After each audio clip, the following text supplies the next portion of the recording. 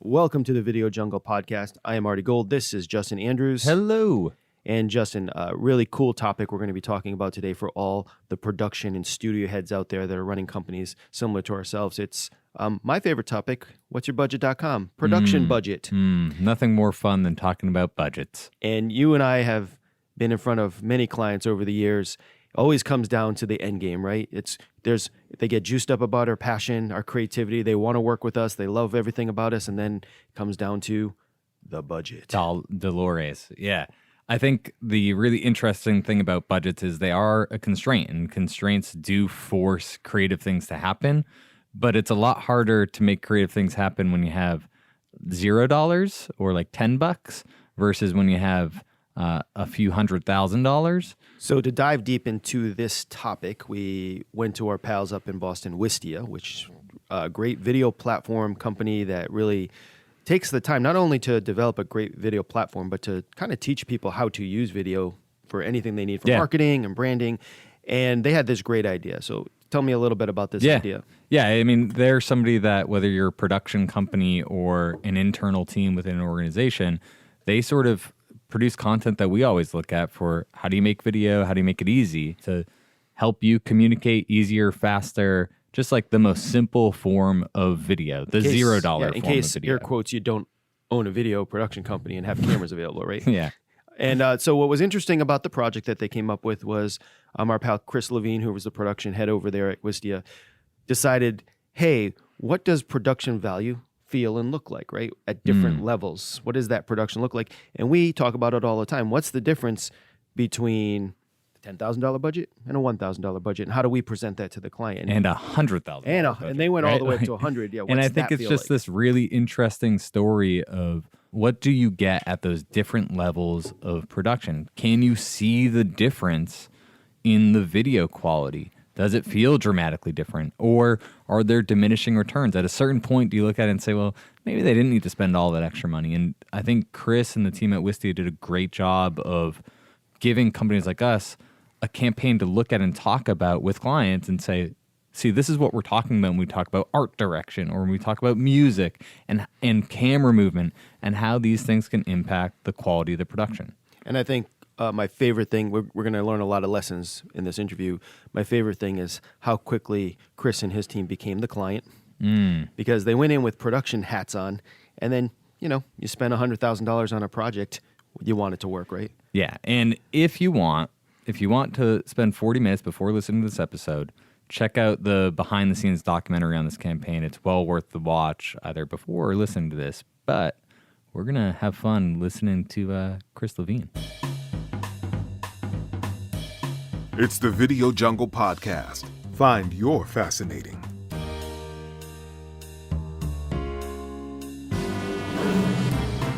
My question was, I wanted to see what the Wistia brand looked like with a $100,000 budget. Join us as we discover how money can simplify, complicate, and ultimately change the creative process. We aren't off schedule as much as we just altered the schedule. 40 people in your space, moving heavy equipment, it put me a little on edge. If you're missing a shot, you can't just go back and tear apart the office and rebuild it. You have to make sure that you have everything on the day and that it's going to work in post. So that was a clip from the Webby Award-winning documentary series 110-100, produced by Chris Levine, head of production over at Wistia, and we're actually talking to Chris right now at Wistia. Hey, Chris, how's it going? Welcome to the Video Jungle podcast.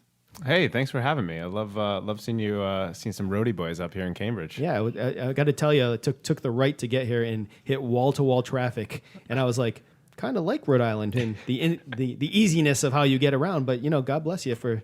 I mean, I guess if you live here, you just do whatever. You don't think about it, right? You just. Oh yeah, well, I being from Rhode Island, I commuted up here for a couple of years, and that was enough for me. So my wife and I moved up here, and I was going to ask, did you guys pack a lunch? Yeah, we had like a lunch meeting before. Justin's from Massachusetts, and he got here like 2 hours before, so he must know. Well, the key of fighting Boston traffic is watching videos while you do it, right? That's I hope you have a Tesla or something that's driving you. But the reason we fought our way up here was because Wistia did a campaign that we thought was intriguing, which was $1,000, $10,000, $100,000 campaign, followed up by a behind the scenes story that we can talk about, which was great.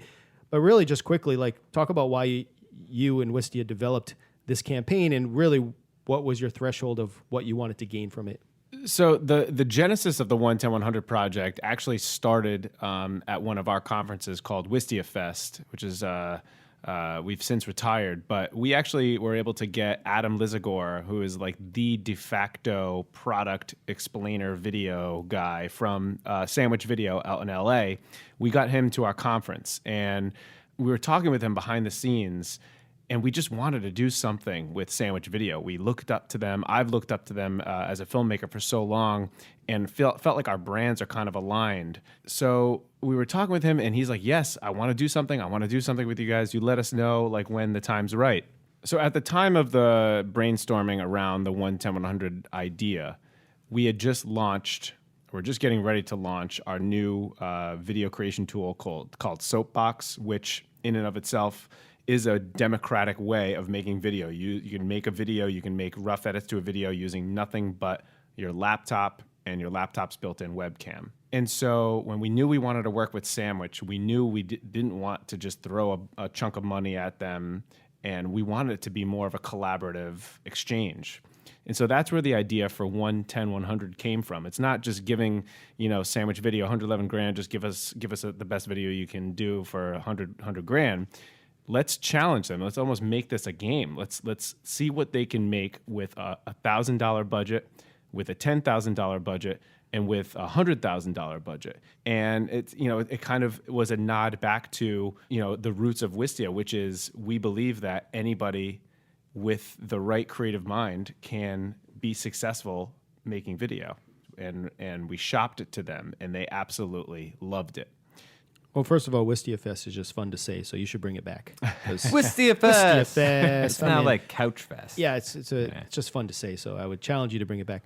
However, did you think you were going to find a stark difference?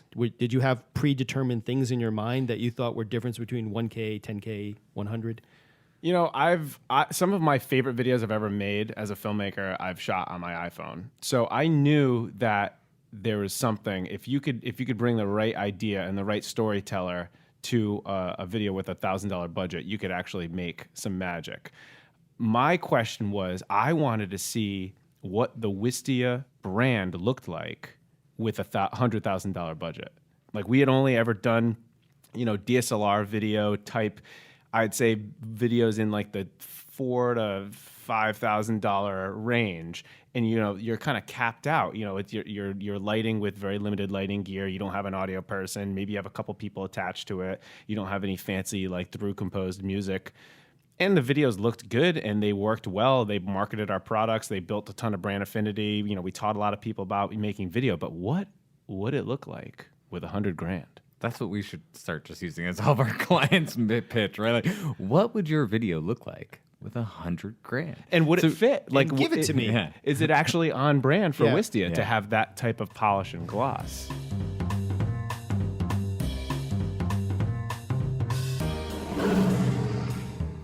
Hey, have you heard of the internet? I have heard of the internet, yes. Well, maybe you haven't used it yet, but it's a thing where there's a browser and you type in stuff. And if you type findyourfascinating.com, that's the first step to learning about our process for helping businesses uncover their fascinating, brainstorm new ideas, and make some stuff happen, right? That's the first step I would take. It's actually what I do even in our meetings. Hey, have you heard of Netflix? I have. It's a website that helps you find movies and curate things that watch interesting stuff that you might like. That's kind of what findyourfascinating.com is going to do too. Nothing like that. It's not even apples to No, apples. no. Those are just two things that are cool. That's nice.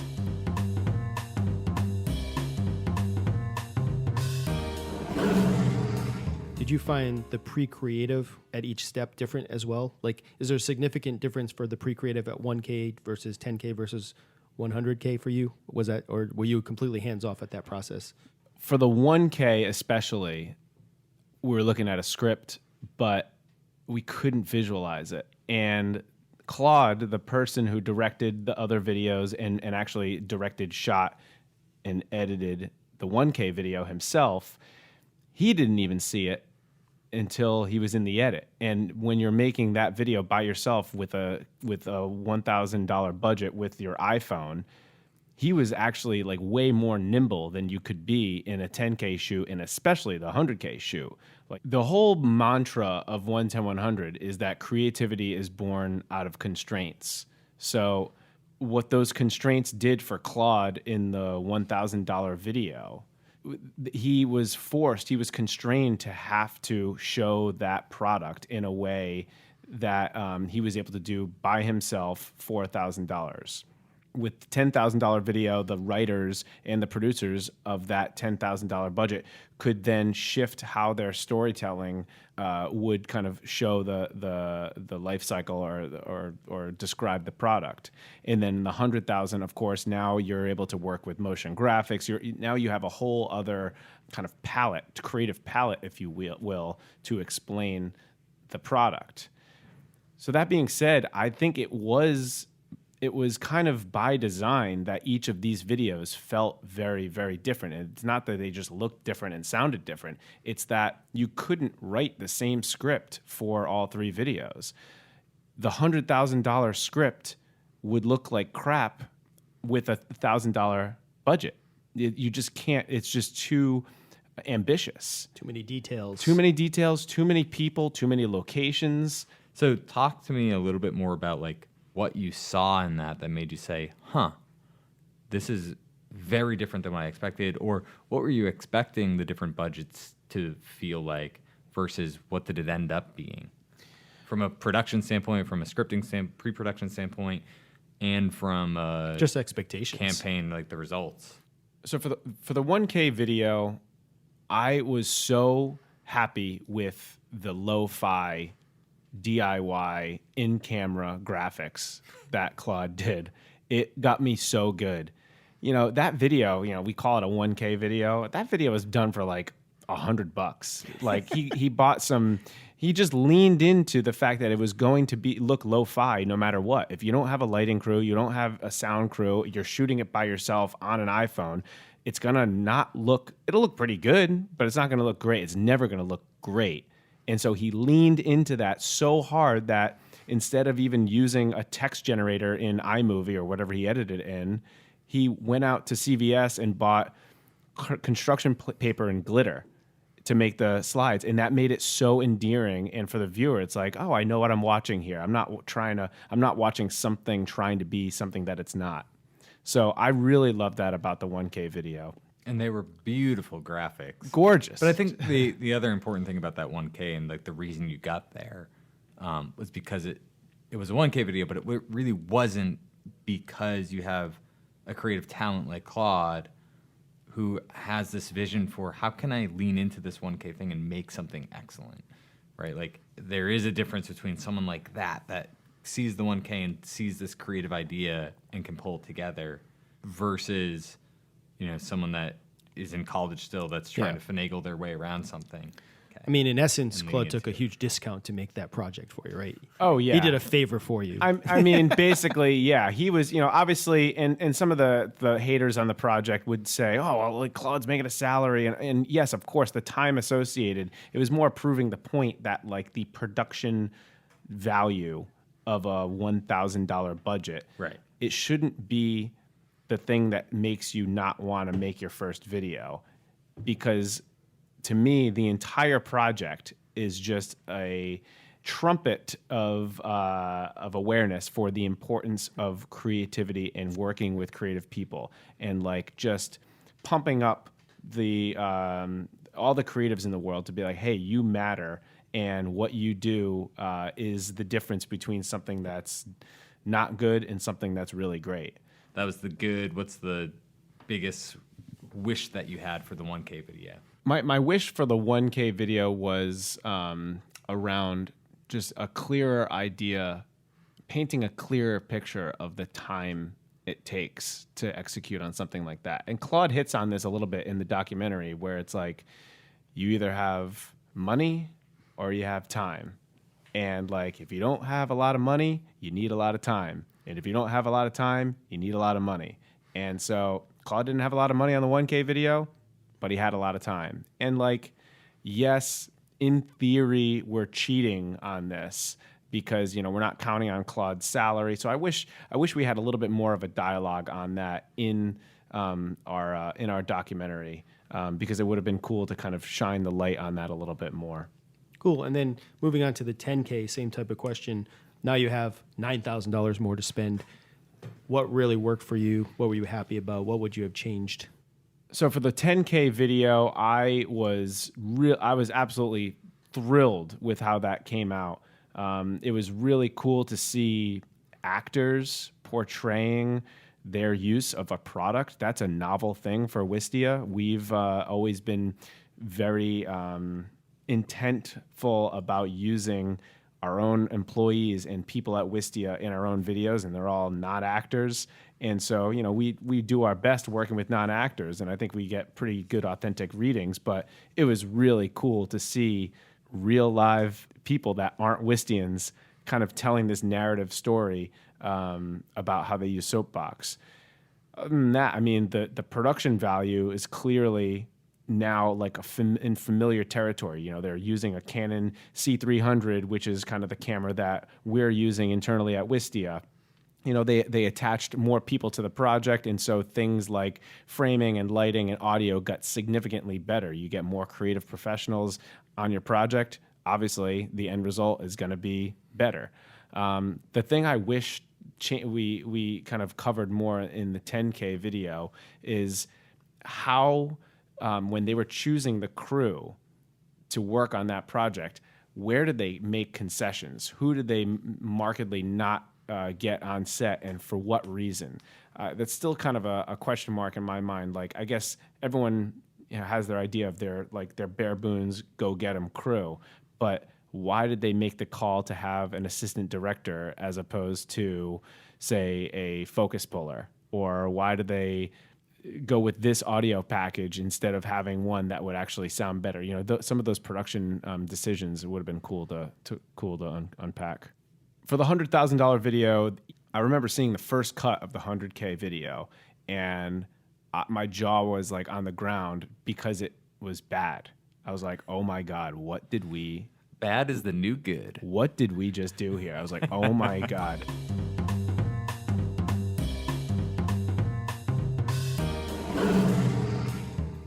Hey, Justin. Yeah. Question. Can anybody find their fascinating? 100% of people can find their fascinating. Yes. Is that a scientific fact? The studies are in. We conducted a lot of research, spent way too much money determining that Find Your Fascinating is a thing that humans can do. And how many dentists approve of our Find Your Fascinating? 4 out of 6. 4. And what are the other 2 doing right now? They're basically not dentists anymore, Justin. Right. So they don't count. So I didn't really know what 4 out happened of to 4 them. dentists, because they didn't understand the process, so they just didn't make it in this world. So if you want to make it in this world of creativity and finding your creative courage, you should go to findyourfascinating.com right now. We'll send Justin right into your office. We'll send our team into your office, and we will find your fascinating. But not if you're a dentist. But not if you're one of those other 2 dentists. They lost their chance.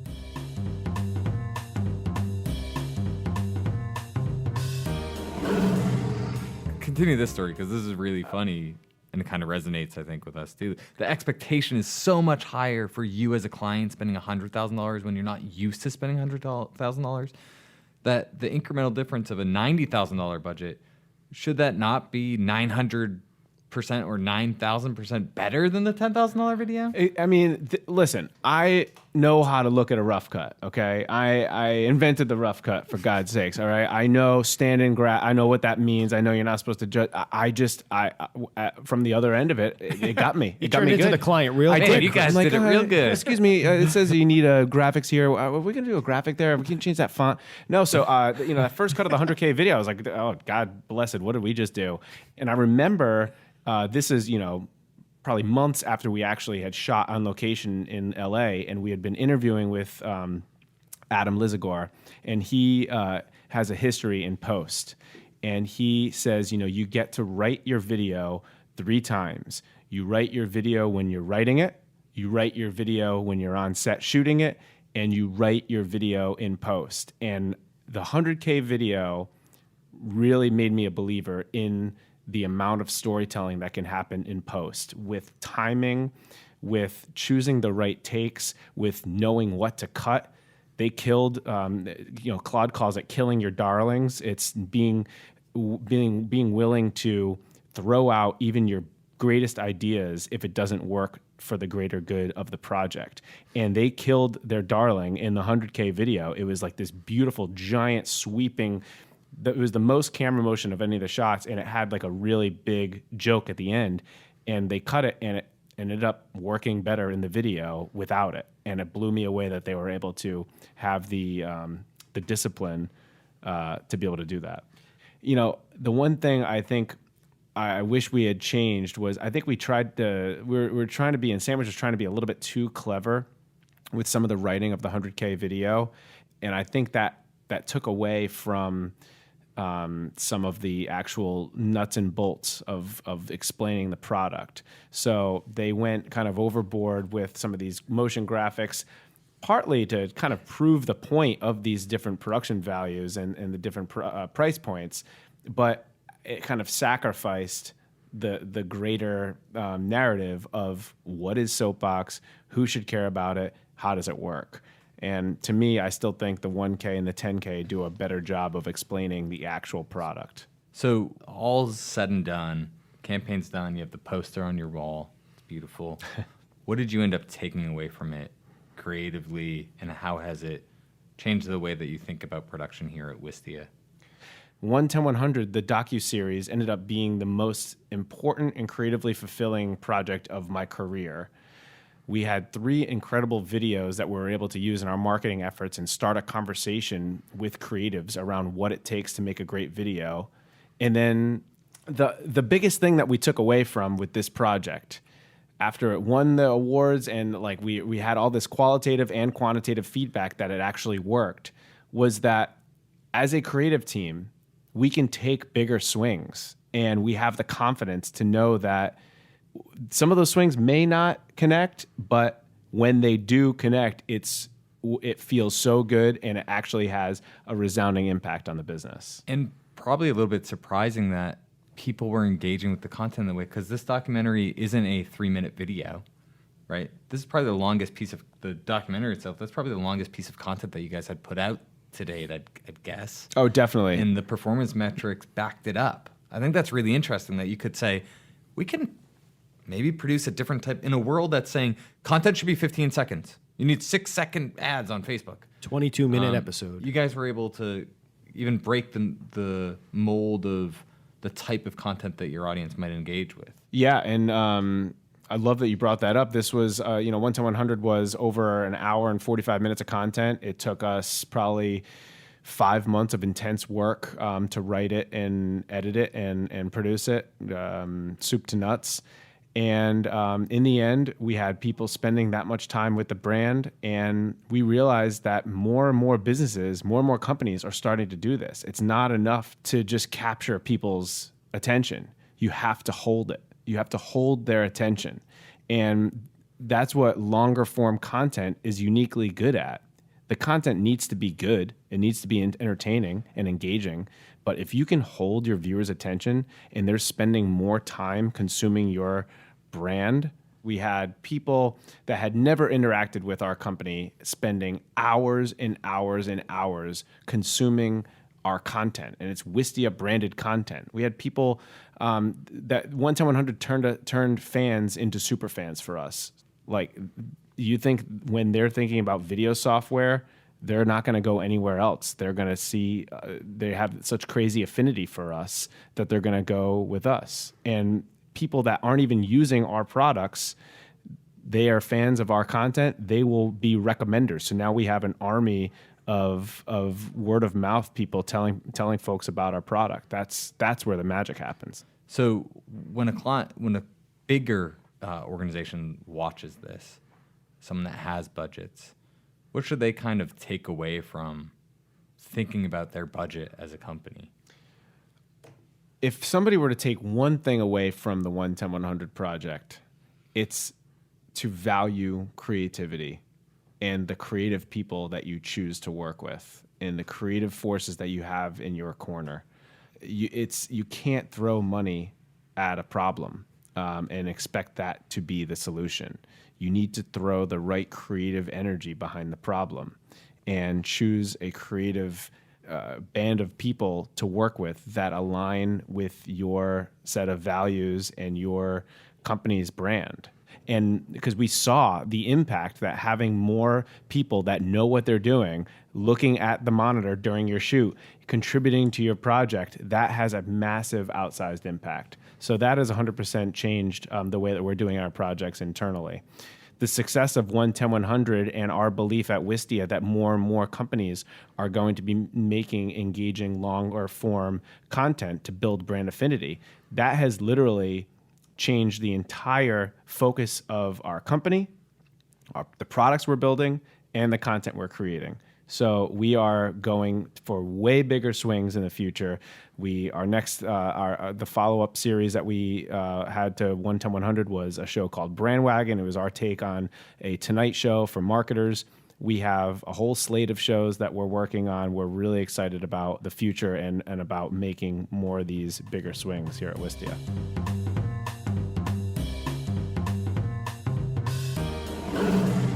So, Justin, one of the things I was thinking about after going through the interview, really doing a deep dive into this whole 110-100 campaign, is regardless of the difference between the budgets, where do you think the creative spark starts? Does it start with the creative, like Chris had the idea, I want to work with Sandwich, here's what we're going to do? Or do you like starting with the budget and saying, hey, I have $10,000 to work with, what can I do within that $10,000? I prefer that open-ended exploration, right? The ability to think without a constraint to start, but they're not mutually exclusive. You have to eventually say, okay, well, we actually have this as our budget. And then you have to start stripping away what's possible. And sometimes you strip away things that you're like, I really wanted that. And maybe you go back to the client and say, listen, here's something that we're going to have to cut if it has to be 10,000. But if you can add X dollars back in, we can add this thing in, which is going to make a big difference. The only reason I'm asking is because from the Sandwich video side, for me, it's about multitasking. And the difference for me watching the 1, the 10, and the 100 and the process behind the scenes of what happened was really saying to yourself, like, if I'm going to do something for $1,000, I have to be everything. I have to be the director, the producer, the writer, the graphics person. When you get up to a 100K budget, you have this budget to spread yourself out so that you can say, like, I'm hiring a line producer. I'm going to hire somebody that just takes care of my lights and the gear. And I think that's interesting to me because even at any level of a company, should we start thinking that way regardless of the budget? Even if it's 1,000K, because maybe it starts answering questions, should we or should we not even do that type of video? Yeah, no, we should only do $1 million videos. that's the level that was missed here. We should Anima Studios now only does $1 million videos. Yes. Sorry, we're just going to go that whatever route. it is. Even if you're like, hey, we just want to film someone talking in front of a camera with a teleprompter and a script that we wrote, that unfortunately is going to cost $1 million. Period. And potentially would be the same script all the time. We're never going to change. We that only script. do one script and 3 colors. From your take, what did you find most inspirational about watching or listening to Chris talk about going through this process? We've been watching Wistia's content for a while because we use Wistia internally here as one of our video platforms. So we watch their content. We know Chris, head of production, he's in a lot of their videos. And I think what's really interesting here is it starts around this conversation about budgets. And that's what the core of this episode was about, is what happens with your production budget when you go from 1,000 to 100,000? And how do we answer that question? But really, where we landed is the value of investing in a campaign, because that's what this was. It was a $111,000 campaign. And how that investment not only led to a successful campaign and sparked some controversy, was viewed by their audience, their core audience, it led them to realize that their audience will actually pay attention to more of their content. And it led them to think, well, what can we produce that's different than what we were producing in the past? And they released Brandwagon, this longer talk show style show that their audience likes, and that is very different than the type of content that Wistia was putting out 2 years ago. You know how I feel about creative. I think if you do creative things and you do it for the right reason and we do it with passion, courage, and soul, it's going to lead to better things. And I think they went into it thinking, we're going to spend $111,000 to do a campaign on Soapbox, but the real win here was the content they got for behind the scenes. They challenged themselves to think outside the box, which led them to what I think is going to be their next path, which is creating their own content. And I gotta think that, like, between their new talk show and these behind the scenes episodes they're going to continue to produce, that's the real win here. That's what's going to bring not just Soapbox, but Wistia's brand to another level. And it's just something that they probably didn't think about when they went into this whole idea of spending this money. No, this was an exploration in budgets, with Soapbox being the cheapest of the bunch, right? Soapbox is the free option. So no matter what your budget is, don't settle on a simple status quo approach. Have that conversation around what is a creative idea, or find somebody that is very creative and can pull something off that you wouldn't have thought of on your own. Otherwise, why hire someone, right? Like, you are hiring someone that knows how to execute, but can think outside of your shoes. And like I always bring up as an example, we're not a push, play, and record kind of company. If you want that, they exist. You can get an AV team that covers events, and that's what they do. And I do believe that the challenge for us and anybody out there in this world of digital branding is the creative part of it, in launching it into the project before you push, play, and record. And I think that's what Chris went through with the Wistia project, and I think that's what everybody should do going forward. This has been the Video Jungle Podcast. Find your fascinating, a product of Animus Studios.